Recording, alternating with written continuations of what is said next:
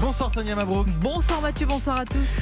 Vos invités, ils sont deux. Les auditeurs d'Europe 1 les connaissent bien, très bien. Et vous aussi Sonia, deux grandes voix, Michel Cotta et Robert Namias, auteurs d'un roman intitulé Fake News chez Robert Laffont, un roman réalité. Bonsoir les grandes voix. Bonsoir Sonia. Ça fait longtemps que je n'ai pas dit ça. Et une première question, sur la forme, Michel Cotta, Robert Namias, le choix d'un roman, on peut dire plus de choses avec la forme romanesque, tout se permettre, Michel Cotta, aller plus loin? Oui, je trouve qu'on peut aller plus loin, on peut avoir plus d'imagination, on peut formuler des hypothèses, et on en parlera peut-être, qui ne s'envisagent pas forcément dans la vie publique. Il y a à la fois plus de liberté, et puis aussi pour nous qui avons vécu beaucoup d'années de vie politique, beaucoup plus d'enrichissement de personnages, c'est-à-dire un personnage en représente en réalité beaucoup que nous avons vu. Enfin, le genre, c'était la première fois qu'on fait un roman, surtout à deux, et voilà, on a beaucoup aimé ça. Et ce qui est frappant à vous lire, Robert Namias, et qui vous a sans doute inspiré, ce sont les moyens utilisés pour fabriquer une fausse information. On va insister sur ça. Il y a un degré de professionnalisme que vous avez d'ailleurs traduit dans votre roman, dans la fabrique du faux qui ressemble à du vrai, une information vraiment crédible, plausible. Oui, parce que notre roman, ce ne sont pas les fake news du quotidien, celles dont on parle tous les jours, et contre lesquelles d'ailleurs il faut lutter, et parfois c'est très difficile. Non, nous, ce qu'on a imaginé, c'est d'aller jusqu'au bout de ce qu'est une manipulation avec les moyens informatiques dont disposent aujourd'hui la plupart ou la quasi-totalité des services secrets des grandes puissances, et comment, à partir d'ailleurs de rapports qu'on avait vus, qui étaient passés plus ou moins inaperçus, notamment un rapport au ministère de la Défense français, qui disait qu'aujourd'hui, avec ces moyens techniques informatiques, on n'a pas la possibilité de détecter une manipulation qui est parfaitement montée. Alors, à partir de là, on a imaginé, c'est le caractère romanesque, mais en fait fictionnel, mais on se demande jusqu'à quel point ce ne sera pas un jour une réalité, on a imaginé un État puissant qui déstabilise un autre État et qui organise un coup d'État. Mais avant, quand il s'agissait de la CIA et que ça se faisait en Amérique latine, on envoyait des forces spéciales, enfin c'était bon. Maintenant, il suffit d'un informaticien un peu de génie quand même, celui qu'on a imaginé en avait, en tous les cas, et ça a déstabilisé complètement un autre État, en l'occurrence la France. Et vous avez imaginé, Michel Cotta, justement cette tentative, ce scénario de déstabilisation, et d'ailleurs c'est là où la fiction peut rejoindre malheureusement la réalité avec ce projet qui peut mettre un pays à genoux. Il s'agit de diffuser le chaos dans un autre pays. Voilà, il s'agit assez facilement finalement pour quelques-uns, pour que ce soit des services ou même des particuliers d'ailleurs, qui ont le sens de l'informatique, de publier un certain nombre d'informations. En l'occurrence, dans notre livre, il s'agit d'un financement occulte, en donnant des numéros de chèques, des numéros de société, tout ça étant... des dossiers bien ficelés, des photos, on y croit.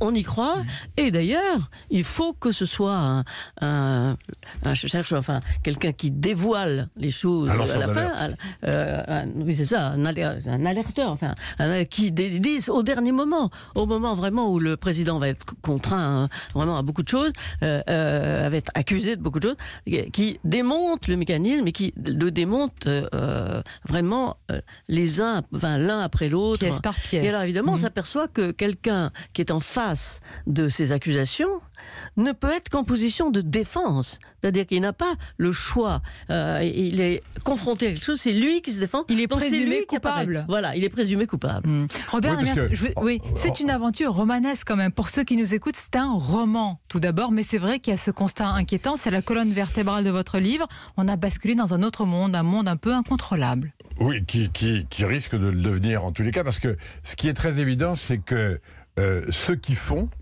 ont toujours un coup d'avance sur ceux qui tentent de répondre et de se défendre.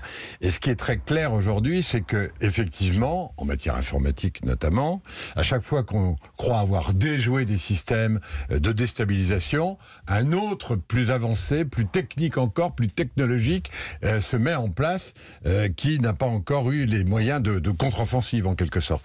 Et donc, de ce point de vue-là, vous savez, ce qu'on dit là, en fait, on est parti d'un certain nombre de faits réels. Par exemple, on a beaucoup parlé des interventions russes sur les élections élections américaines, sur les élections même françaises d'ailleurs. Macron lui-même a accusé les Russes d'être intervenus. En fait, il est vrai que, alors on le sait en ce qui concerne la Russie, mais enfin c'est vrai pour les États-Unis, c'est vrai pour Israël, c'est vrai pour les Iraniens, c'est sans doute vrai d'ailleurs en partie pour les Français. Il y a des structures, des cellules au sein des services de renseignement. Par exemple, en Russie, c'est une cellule qui s'appelle APT-28, qui est une cellule de cyberguerre. C'est-à-dire qu'elle est là pour monter des opérations de déstabilisation politique, déstabilisation économique, éventuellement pour investir des réseaux, et notamment des réseaux de transport, des réseaux des systèmes de santé, etc., et pour désorganiser. Si on vous entend bien, et si on vous lit bien, oui. Le ministre de la Défense a dit aujourd'hui la cyberguerre a commencé. Donc c'est pas oui, mais elle a commencé. Mais est-ce que Michel Cotta et Robert Namias, est-ce que selon vous, on a réellement pris conscience, notamment en France, de la dimension de cette cyberguerre? Parce que vous lancez un avertissement dans votre roman. Oui. Il y a quand même un message très important. Oui, le message c'est il ne faut pas se laisser déstabiliser n'importe comment, et surtout il faut penser que d'autres veulent vous déstabiliser. Donc prévoir. Mais en France, du coup, depuis les officines, depuis qu'on sait l'existence des officines russes, etc., il y a effectivement un service aussi qui est un service de réponse à la cyberguerre.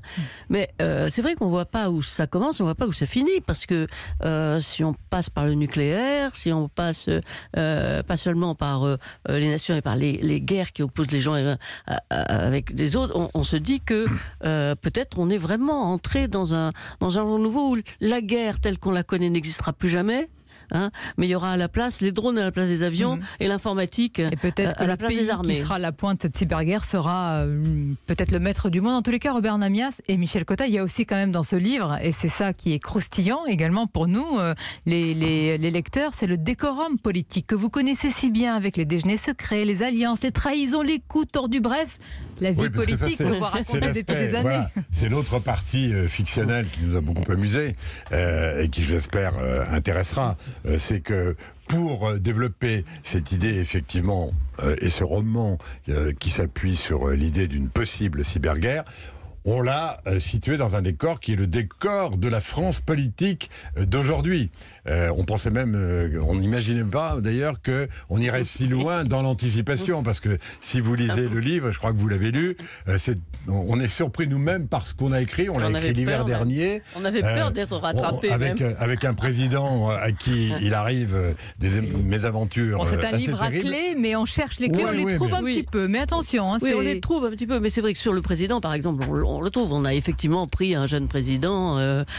Mais sur tout le reste de nos personnages, et il y en a beaucoup, il y en a peut-être trop, je sais pas, mais en tout cas, chacun représente a pris un aspect d'un ministre ou d'un parlementaire ou d'un homme politique connu, et il faut dire que c'est ça qui nous a beaucoup évidemment amusé. Michel Cotta, Robert Namias, pour conclure, moi j'ai eu le plaisir et le bonheur d'animer pendant quelques années le débat des grandes voix, ici même avec vous. Je sais comment vous travaillez, mais sur un livre, sur un roman, comment est-ce qu'on travaille à deux ou à quatre mains? Très bien. Ça s'est fait très facilement. On a mis un an pour écrire ce roman quand même. On a eu 3 mois de travail sur le synopsis en quelque sorte, c'est-à-dire on a mis en place les personnages et puis le projet du roman lui-même. Et puis après, on a découpé des chapitres, des gros chapitres, et puis on se les est partagés. Et on s'est aperçu avec stupeur que finalement ça allait. Voilà. Et ça donne un roman passionnant, inquiétant parce qu'il y a un avertissement, mais vraiment on vous conseille de le lire parce que c'est une vraie fresque, à la fin un thriller politique, international et géopolitique. Merci. Et on travaille déjà sur la suite. Ah bon, d'autres projets, Mathieu Béliard.